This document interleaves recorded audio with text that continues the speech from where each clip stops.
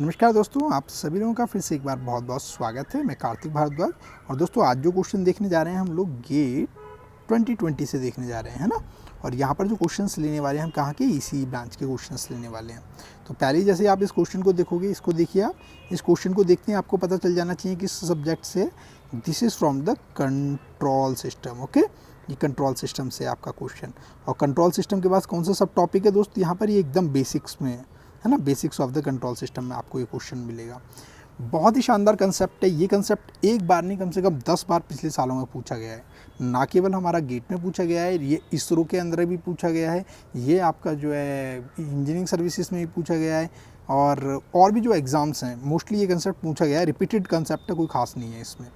Concept क्या है basically, सबसे पहले जो है इसका कंसेप्ट समझने की कोशिश करते हैं।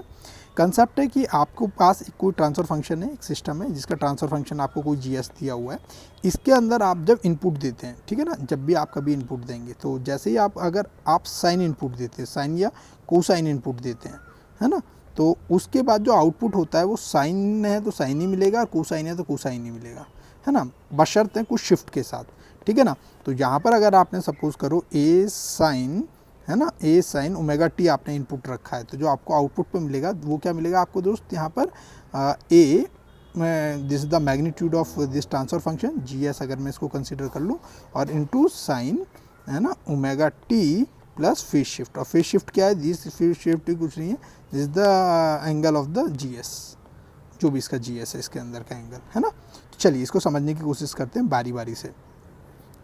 अब दोस्तों सबसे पहले मैंने आपको बता ही दिया, ये आपका एक जीएस ट्रांसफर फंक्शन है। यहाँ पर आपने इनपुट दिया ए साइन ओमेगा टी, जो आपका आउटपुट निकल के आएगा amplitude multiply by G sine omega T plus angle with this is in bracket only. Okay, आप इसको ब्रैकेट में ही लेंगे, omega T plus angle of this G S H S. Okay, तो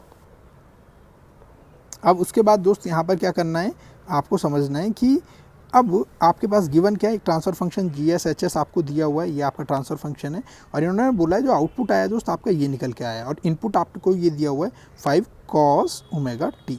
ओके, ओमेगा कितना है दोस्त, यहाँ पर देखो 3 है, ध्यान रखना ये सबसे ज़्यादा इंपॉर्टेंट होता है। यूजुअली जो हम प्रैक्टिस करते हैं उसमें ओमेगा नहीं होता है, पर ये ओमेगा जरूर कंसीडर करना है, ठीक है। तो जैसे ही आप इसको ओमेगा रखोगे तो दो चीज़ निकालनी है आपको, दो तरीके से निकाल सकते हो इस ए की वैल्यू जो इसमें फाइंड आउट करने के लिए बोला है। या तो मैग्नीट्यूड कंडीशन को यूज़ करना, या आप एंगल कंडीशन को यूज़ करना, क्योंकि आउटपुट आपके पास अवेलेबल है यहाँ पर। इस आउटपुट में आप क्या करोगे, इसके मैग्नीट्यूड के साथ चेक कर सकते हो, इसके फेस के साथ चेक कर सकते हो, फेस शिफ्ट के साथ, ठीक है। तो चलो हम देखते हैं इसको। सबसे पहले मैंने जी एस एच एस का निकालता हूँ, तो इसका मैग्नीट्यूड क्या होगा, जब इसका मैग्नीट्यूड लोगे तो 1/√ओमेगा² + 1, है ना, √ओमेगा² + a। ये आपके दो मैग्नीट्यूड निकल के आएंगे, ये वाली चीज़ जो है ये निकल के आएगी आपके पास।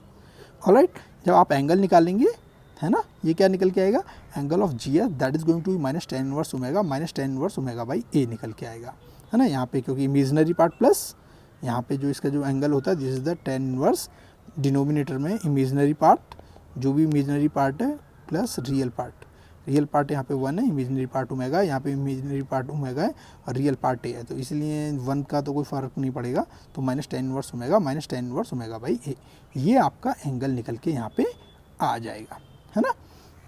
अब दोस्तों ओमेगा में अब क्या है, जहाँ पर देखो मेरे को ना ये वाली जो चीज़ है ना, ये देखो 1.892 आ रहा है।